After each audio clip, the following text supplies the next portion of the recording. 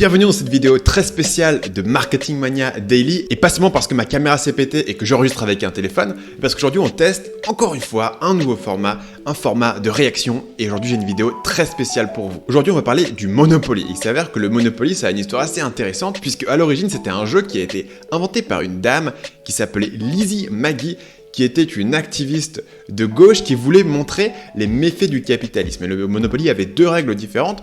Les règles qu'on connaît du Monopoly et un autre mode de règles qui permettait d'avoir de la redistribution des richesses. Et en fait, il s'avérait que le mode Monopoly actuel qu'on connaît était structuré spécifiquement pour avoir le résultat qu'on a, c'est-à-dire la personne qui commence à gagner a de plus en plus de propriétés, donc les gens lui donnent de plus en plus d'argent, donc elle est de plus en plus riche, donc elle a de plus en plus de propriétés, et il finit par accumuler tellement d'argent qu'il finit par gagner et à appauvrir tous les autres. Et c'était un système de règles qui était spécifiquement pensé pour montrer les méfaits du capitalisme. Mais après ça, le jeu a été récupéré par un certain nombre d'autres personnes, notamment l'éditeur de jeux Hasbro, qui en a fait quelque chose de différent, notamment qui a uniquement récupéré les règles monopolistiques qui étaient censées montrer les méfaits du capitalisme, et c'est ça aujourd'hui qu'on connaît sur le Monopoly. La conséquence de ça, c'est qu'aujourd'hui le Monopoly c'est un jeu que tout le monde connaît, mais c'est aussi un jeu, il faut le dire, qui est assez chiant parce que ces règles capitalistiques, finalement, au bout d'un moment, on commence à savoir qui va gagner et on est juste en train de se traîner pour arriver au bout. Et c'est pour ça que j'ai absolument déliré quand j'ai découvert cette version du Monopoly qu'ils ont appelée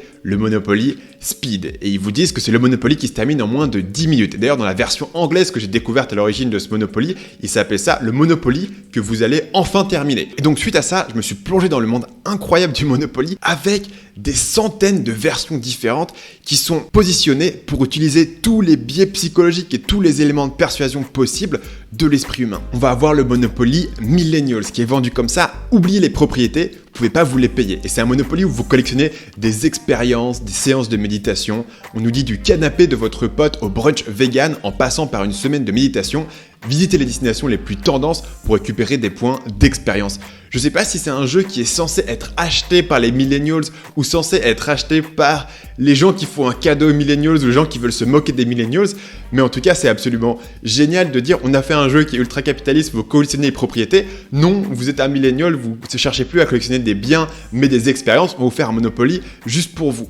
On a ensuite le Monopoly édition tricheur, parce qu'évidemment, tout le monde triche au Monopoly, c'est un problème, et donc on a un Monopoly édition tricheur pour jouer avec votre famille qui triche avec vous, et donc les règles sont modifiées, mais c'était pas encore assez, parce que Hasbro se sont aperçus que la plupart des gens jouaient au Monopoly avec des règles qui n'étaient pas exactement les règles officielles, et donc ils ont créé une nouvelle version du Monopoly qui s'appelle le Monopoly Règles Maison, et on nous explique que du 25 mars au 3 avril 2014, Hasbro, la société éditrice du Monopoly, a effectué un vote pour que les internautes du monde entier choisissent les 5 règles additionnelles pour le Monopoly. Habituellement connues sous le nom de règles maison, ces règles sont parfois utilisées par les joueurs lors de leur partie, mais n'existent pas dans la règle officielle du jeu.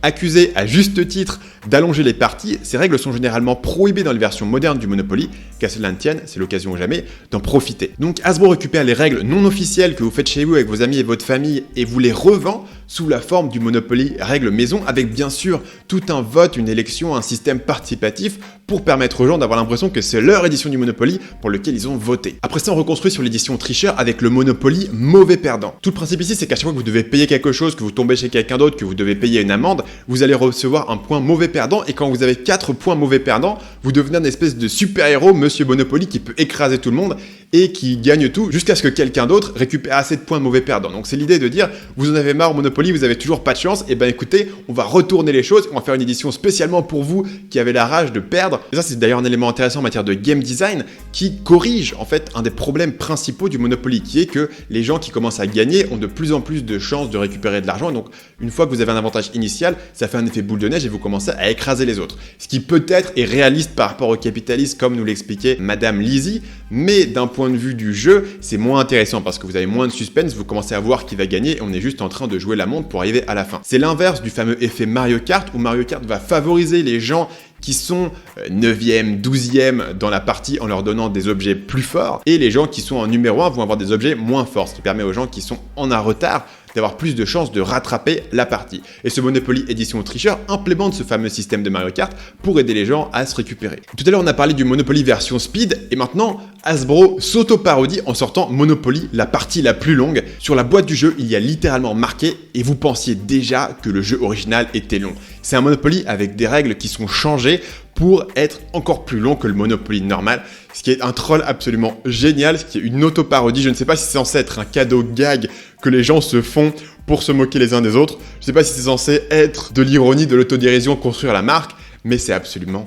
brillant. Après ça, on a une deuxième grande catégorie de Monopoly et c'est les Monopoly gimmick. C'est un Monopoly avec un petit twist. Et là, on pense vraiment que c'est positionné pour être le cadeau. Quand tonton est au supermarché en se disant il faut que j'achète un cadeau, c'est l'anniversaire du petit Timothée dans 2 jours, il faut qu'il trouve quelque chose. Il va trouver le Monopoly avec un twist random et lui acheter ça parce que c'est au moins un peu plus marrant que le Monopoly de base. Donc on a le Monopoly.com qui est un Monopoly où vous collectionnez des sites internet.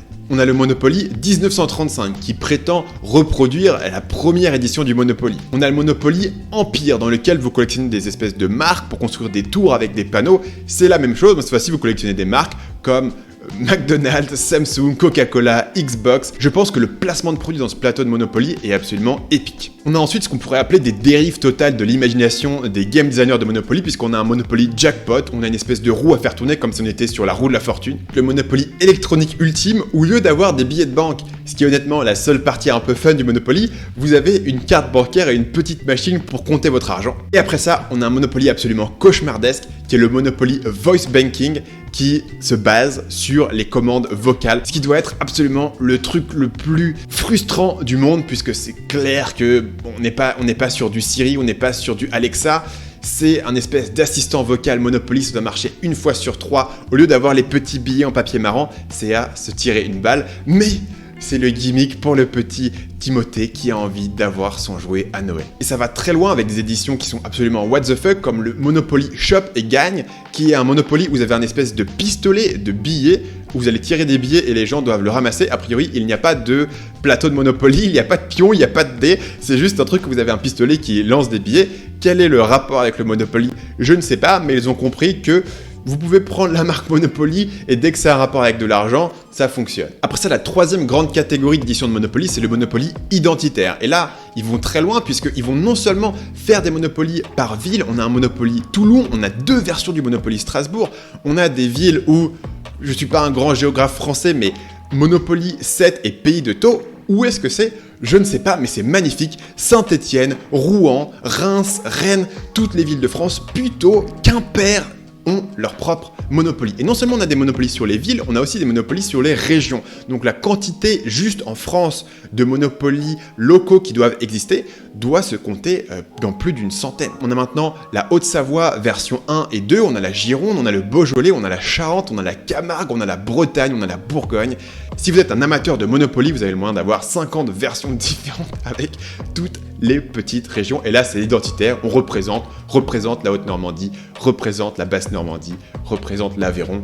C'est très très fort. Après, pour continuer sur le côté identitaire, on a des éléments un peu plus malsains. On a Madame Monopoly, un Monopoly spécial femme, où les femmes ont des avantages, elles commencent avec plus d'argent. Les pions sont un jet privé, un journal intime, une montre. Et les propriétés à acheter, et c'est là où ça devient encore plus bizarre, c'est des inventions inventées par des femmes, comme le gilet pare-balles, voilà, vous avez appris que c'était inventé par des femmes, la gaine amincissante, la laisse rétractable, et les gares, ne me demandez pas pourquoi, sont remplacées par du covoiturage. Encore plus malaisant, on a le Monopoly boutique, qui est rose, avec un plateau entièrement rose sur lequel on achète différentes boutiques de luxe, comme une boutique de sac à main, une boutique de fringues, une boutique de bougies, normal quoi, avec les pions qui sont des petites lunettes, un petit téléphone, un sèche-cheveux. Finalement, on va terminer la 4e grande catégorie qui est les licences. C'est une catégorie qui est attendue, mais il le pousse très très loin. On va commencer assez soft avec des choses qui sont attendues, comme le Monopoly Game of Thrones. On peut imaginer comment dans Game of Thrones on a différentes propriétés, c'est un univers géographique, ça semble cohérent. Après ça, on a un Monopoly, le parrain. Encore une fois, je peux voir en quoi c'est géographique, on collectionne différentes propriétés, il y a peut-être des petites règles où vous pouvez fusiller les gens, c'est pas mal.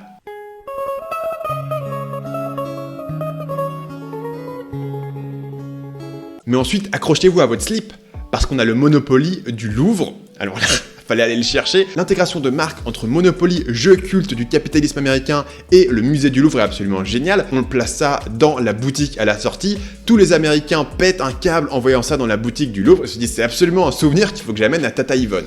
Ou plutôt, comme ils sont américains, Tata Shirley. Mais c'est pas encore le plus dingo. Je vous en donne 3 qui sont complètement what the fuck. On a un Monopoly Friends. On a un Monopoly Le Roi Lion, dans lequel vous pouvez notamment acheter le lever de soleil. Et finalement, il y a un génie qui a réussi à inventer le Monopoly édition Pac-Man. Alors que dire pour terminer cette vidéo? Quelle leçon est-ce qu'on en retire? Ce qui me fascine ici, c'est la manière dont ils ont pris un concept que tout le monde connaît, avec lequel on a tous une forme de nostalgie, et ils l'ont décliné de toutes les manières possibles et imaginables, en se disant c'est du Monopoly, comment est-ce qu'on fait le Monopoly mais l'inverse du Monopoly en étant plus rapide, le Monopoly mais extrêmement Monopoly en étant ultra long, le Monopoly intégré avec toutes les licences du monde de Game of Thrones à Friends. C'est une manière incroyable de se dire comment est-ce qu'ils déclinent une gamme de produits et comment est-ce qu'ils se repositionnent pour tirer le maximum de ce qui est finalement un jeu assez simple à la base. Ça fait quasiment 100 ans qu'ils font un carton en revendant ce jeu à toutes les générations et on dirait qu'ils sont bien partis pour 100 ans de plus.